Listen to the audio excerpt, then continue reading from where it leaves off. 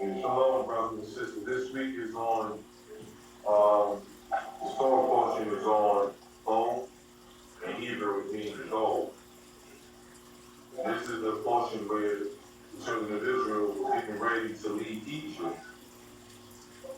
But in this portion of the Torah, it starts off with Pharaoh's servant said to him, "How long shall this man," talking about Moses, "be a smear to us?" Pharaoh's servant said, told Pharaoh to just let the people go because they was becoming a problem. And this is the thing that most people have in life where you got to let go of the bad things. Pharaoh's servant said, "Pharaoh, just let Moses and his people go. They're causing us trouble." But Pharaoh didn't listen. The key to this is that you gotta learn when to let bad things go. If something is causing you trouble or harm, or taking away from your happiness, or something is causing you distress, you have to learn to just let it go. The problem that most people have is the same issue Pharaoh had. It's hard to let things go because it's now your ego is tested. The ego is tested because now you being Pharaoh, why do you want to let people go? They your servants. They just built this for you. They built that for you. You being a name over the Israelites. So letting them go is hard. And for some people, it's hard to let things go, even though they know it's bad. And this is the thing that people have. I tell people when it comes to cigarettes, when it comes to anything that you take pleasure in, but it's actually bad for you, you have to let it go. The issue we have in life is the same issue Pharaoh had. Our ego is why we don't want things to be let go. And when someone tells us something, we tend to rebel against it because we think too high and mighty of ourselves, as Pharaoh was. That's why he asked Moses, "Well, who is your God that I should listen to?" But as we go back to letting go of bad things, as long as the Israelites stayed in Egypt, the Egyptians was plagued. The Egyptians was not going to prosper. But when you look at Pharaoh, one good thing is that his servants, I could say, was good friends. His servants told him, "Pharaoh, let the people go." The reason why that's important is because in life you need friends and people who can tell you when you're wrong. The servants told Pharaoh, "Look, let them go." And sometimes in life you gotta have people around you that are not yes men, who are not bobbleheads, who just want to tell you what you want to hear. That's the making of a real friend. In ancient times, a real friend was someone who told you the truth, whether or not you liked it or not. When I was growing up, that was the standard of being a friend. But today, the standards of being a friend is letting your friend do wrong, even though you know it's wrong, just to get along with them. That's what becoming a friend has become. But Pharaoh had servants who did not care about his status. They told him when he was wrong. They gave him advice. Today, you can't give nobody advice. Today, nobody don't want to hear nothing because they got that Pharaoh mentality where, who are you to tell me anything? People have this imagination of themselves that is not who they really are. And now it's hard for them to listen to anybody. That's called the ad hominem fallacy. It's if you don't like someone, you tend to ignore what they're saying or even their claims. The ad hominem fallacy is the reason why you got people who will not listen to someone because they'll say you're a hypocrite. Or they'll look at themselves and if this person is younger, they won't listen. This is why parents don't listen to children. Because they feel that I'm the parent, who are you to tell me something? The ad hominem fallacy, it makes you look at the person instead of the message that the person is giving. I'm not a Muslim and I never ever will be. But I can sit up here and say that Farrakhan still say stuff that I can agree with. I'm not a Christian and I never ever will be. But I can tell you there's Christian broadcasters or pastors who say things that I can say, okay, that's truthful. Even if you read the Bible, it was Balaam. He was spoken to by a donkey. And the donkey was able to tell him something. Balaam didn't say, well, no, you're an unclean animal. No, you can still listen to people. But that ad hominem fallacy makes you look at the person instead of the message they're giving you. You see, because what a person is saying, what they do is different. You see, we judge people by the character or the conduct instead of the words they give or what they say. You see, what a person say and who they are should be judged differently. When I was growing up, there was a crackhead in my neighborhood in Brooklyn that told me never use drugs. I didn't look at him and say, well, you're a crackhead, you're a hypocrite. Why are you telling me something that you're not following? Because his experience is enough to tell me that I don't want to go down that road. I had drug dealers in my neighborhood who told me they better never ever catch me selling drugs, even though they were selling drugs. Because this is what experience tells you, and I can't look at him and say, well, you're a drug dealer, so don't tell me nothing. No. A wise man learns from other people's mistakes. So we gotta remove that ad hominem fallacy. Because after the service told that to Pharaoh, Pharaoh didn't listen. And because of that, it only caused Pharaoh more harm. Later on now, in the same Torah portion, Pharaoh was hit with one of them plagues that got to Pharaoh, and he asked for forgiveness. He asked for forgiveness, but he really didn't want forgiveness. He wanted to be free from the punishment or the plague that he was going through. And this is a life lesson right here.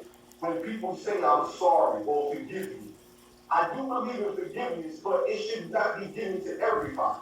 I tell people it's best to ask for, it's best to ask, excuse me, it's better to ask for permission than to ask for forgiveness.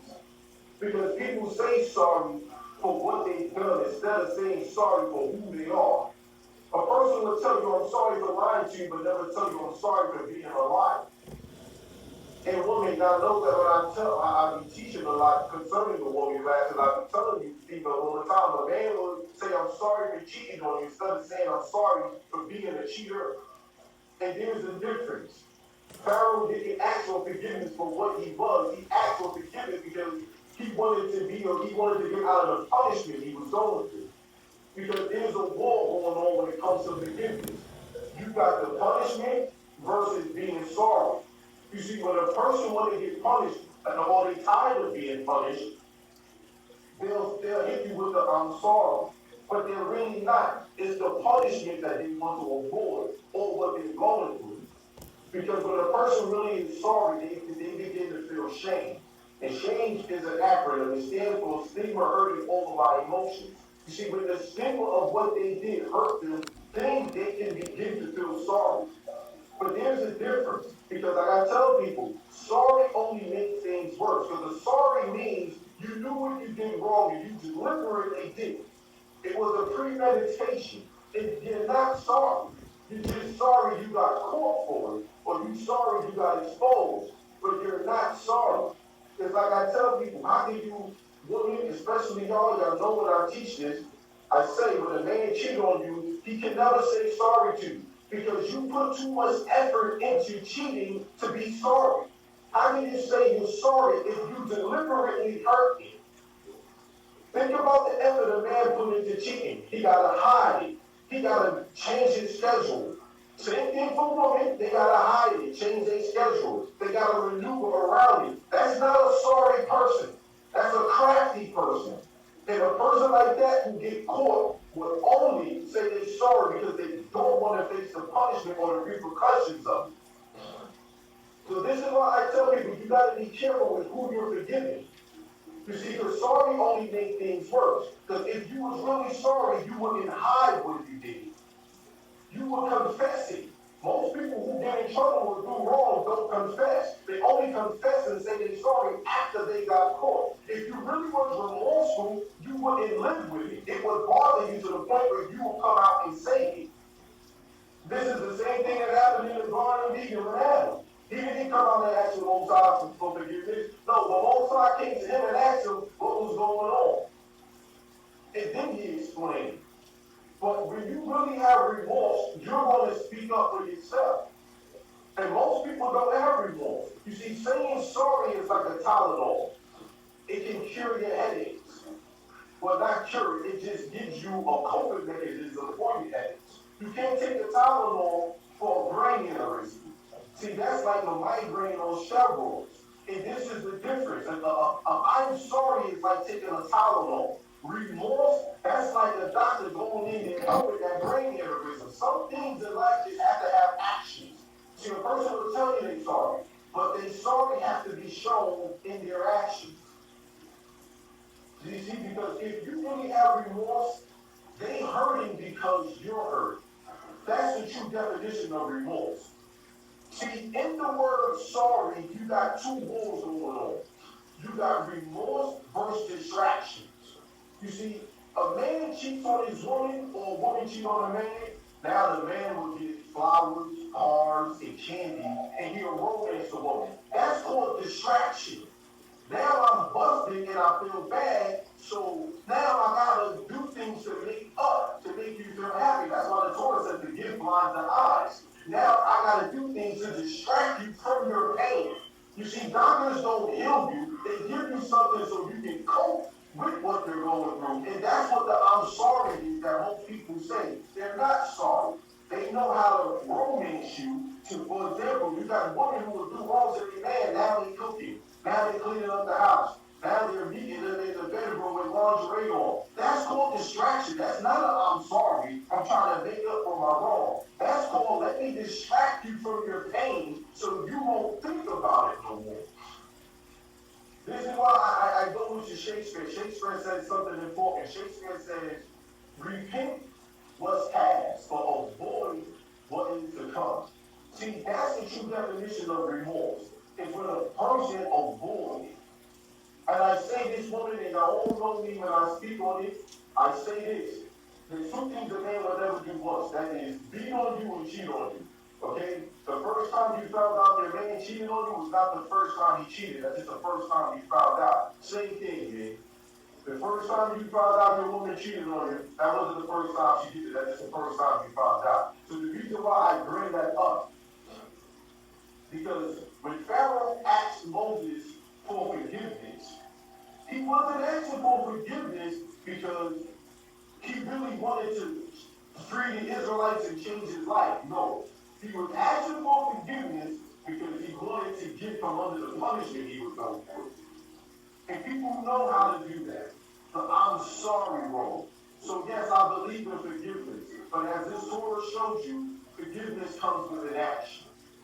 The last part, before I go, the Egyptians said to the Israelites, after the plague of the death of the firstborn, the third plague, the Egyptians said, we are all dead men. Take us too. They wanted to leave. And as you see later on, a mixed multitude with the Israelites. The reason why I say that, because the Egyptians saw the writing on the wall. They saw what Egypt was. And they didn't consent to it. They were ready to leave with the Israelites. Sometimes you gotta see the writing on the wall. You can't stay in that same state of mind all the time.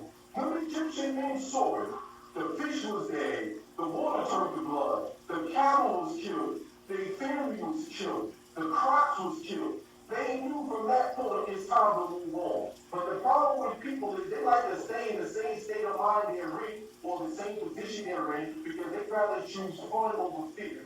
I don't believe in living in fear, but I do believe in living in reality. And reality said Egypt is falling. It's time to move on. Some people don't know when it's time to move on. You see, this is because they feel they want to stick to what's behind them instead of what's before them. You see, in this called normalcy bias. Normalcy bias is when you're stalling during a crisis and pretending everything will continue to be fine as predicted. You know you are in a danger, you know you're in danger and everything is safe. See, that's what you think. Everything is fine, ain't nothing wrong. You see, the normalcy bias is self-soothing. You believe that everything is just fine. You can still engage in your normal life and still see the world as if nothing bad is happening. Normalcy bias is a state of mind which you are attempting to make everything okay by believing it still is. Normalcy bias is believing terrible events will never happen to me, I'm going to be okay. Even though there's reasons showing I should not have that belief. You see, that's called plural ignorance. It's when everyone can see something instead of you. You see, it is not what you see, it's what you choose not to see. And that's the problem with normalcy bias. You watch somebody will watch a commercial and see a woman speaking through her throat and say, "Oh, I smoke cigarettes. That will never happen to me." Why would it happen? Because that's normalcy bias. Normalcy bias is when you can't see something is over. Give it up. I say this all the time. Woman, if you're in a relationship with a man, you don't think it's that bad. If you gotta get his password to his phone, if he's not around you, you call him every 5 minutes. You jealous. You gotta hit the password to his Facebook, to his phone, to everything he do. That is bad. It's over. You gotta see the writing on the wall. But normalcy bias tells you something is not bad when it is bad. Because some people just don't want to face that reality. But the men that was in Egypt told the Israelites, listen, we see it's that bad. Get us up out of here. And that's what people need. People need to have a mind that is not pure ignorance. Everyone saw Egypt was falling. These men saw it and said, Israelites, please help me. Get me out of this situation. But we have this thing where it's bad, but it's not that bad. No, it is bad. And people can see things. The problem with us is we choose not to want to see it. And that's what normalcy bias is. You see things one way when it should be seen another. Of a tornado blowing in, I was watching the Weather Channel and the woman said, I live in New Jersey. I saw the tornado warning. I thought nothing of it. I'm in New Jersey. Tornadoes don't hit here. She said it again. It ain't nothing. I see that on TV all the time. She said, till I realized my window started blowing real hard. I opened up the door and look at this massive EF3 coming towards my house. See, that's normalcy bias. You don't think nothing will never happen to you, so you don't make the right preparation for it. You gotta come to the realization as the men in Egypt did. And they said, look, Israelites, get us up out of here and let you too. And we gotta realize things are as bad as it seems. And it's us. With that, I'll say shalom.